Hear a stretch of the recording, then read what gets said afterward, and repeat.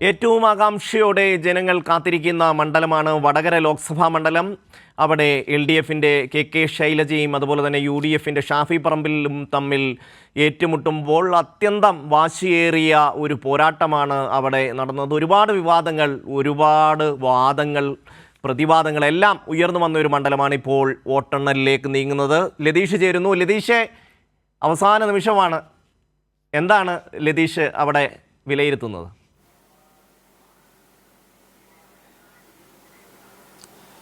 ഷമി സൂചിപ്പിച്ച പോലെ തന്നെ സംസ്ഥാനം ഉറ്റുനോക്കുന്ന ഒരു മത്സരഫലമാണ് വടകരയിൽ നിന്നും നാളെ വരാനിരിക്കുന്നത്. ഇരു മുന്നണികളും വാശിയേറിയ പ്രചാരണം നടത്തി. ആ വാശിയേറിയ പ്രചാരണം വലിയ തോതിൽ വിവാദങ്ങളിലേക്ക് പോയ കേരളത്തിലെ ഒരു മണ്ഡലം കൂടിയാണ് വടകര. കാരണം അത് എടുത്തു പറയേണ്ടത് തന്നെയാണ്. കാരണം ശൈലജ ടീച്ചർ വടകര ലോക്സഭാ മണ്ഡലത്തിൽ സ്ഥാനാർത്ഥിയായി വരുന്നു. ആദ്യഘട്ടത്തിൽ കെ മുരളീധരൻ തന്നെ മത്സരിക്കും എന്ന് പറഞ്ഞിരുന്ന മണ്ഡലത്തിൽ പെട്ടെന്നാണ് കെ മുരളീധരൻ തൃശ്ശൂരിലേക്ക് സ്ഥാനാർത്ഥിത്വവുമായി പോകുന്നത്. പിന്നീടാണ് പാലക്കാട് നിന്നും സിറ്റിംഗ് MLA ആയ ഷാഫി പറമ്പിൽ സ്ഥാനാർത്ഥിയായി എത്തുന്നത്. ഷാഫി പറമ്പിൽ എത്തുന്നതോടുകൂടി തന്നെ വലിയ തോതിലുള്ള സൈബർ ആക്രമണമാണ് ശൈലജ ടീച്ചറെ വ്യക്തിപരമായി, അവർ മന്ത്രിയായി പ്രവർത്തിച്ച ഘട്ടം മുതൽ ആ നിലയിലുള്ള പല മേഖലകളിലും വ്യക്തി പ്രഭാവമുള്ള ശൈലജ ടീച്ചറെ തേജോവധം ചെയ്യുക എന്ന വളരെ ആസൂത്രിതമായൊരു പ്രവർത്തനമാണ് ആദ്യഘട്ടത്തിൽ UDF ഈ മണ്ഡലത്തിൽ നടത്തിയത്. പിന്നീട് അത്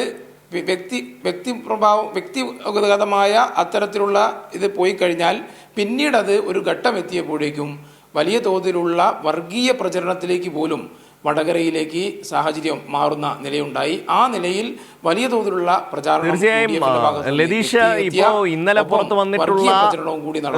പുറത്തു വന്നിട്ടുള്ള ഒരു എക്സിറ്റ് പോളിൽ കെ ശൈലജ ടീച്ചർക്ക് വിജയം പ്രഖ്യാപിച്ചിട്ടുണ്ട്. ഇടതുപക്ഷം അവിടെ എടുത്ത ഒരു വലിയ ജോലി, അവിടെ ജനങ്ങളിലേക്ക് എത്താനുള്ള ശൈലജ ടീച്ചറുടെ ശ്രമം ഒക്കെ ഫലവത്തായി എന്നുള്ള സൂചനകൾ ഈ ഒരു എക്സിറ്റ് പോളിൽ ഉണ്ട് എന്ന് കരുതാമോ?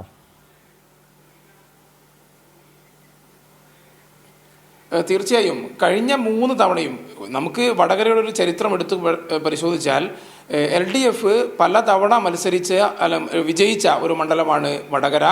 കഴിഞ്ഞ 3 തവണയായി, എന്നാൽ മണ്ഡല പുനർനിർണയത്തിന് ശേഷം കഴിഞ്ഞ 3 തവണയായി മണ്ഡലം UDFിനൊപ്പമാണ്. ആ മണ്ഡലം തിരിച്ചു പിടിക്കുക എന്നുള്ള ഒരു ദൗത്യമാണ് ശൈലജ ടീച്ചറിലൂടെ CPIM ഏൽപ്പിച്ചത്. ഏറ്റവും കരുത്തയായ സ്ഥാനാർത്ഥിയെ രംഗത്തിറക്കിക്കൊണ്ട് മണ്ഡലം പിടിക്കുക എന്നത് തന്നെയാണ് LDF ഇത്തവണ എടുത്ത ഒരു തന്ത്രം എന്ന് പറയുന്നത്.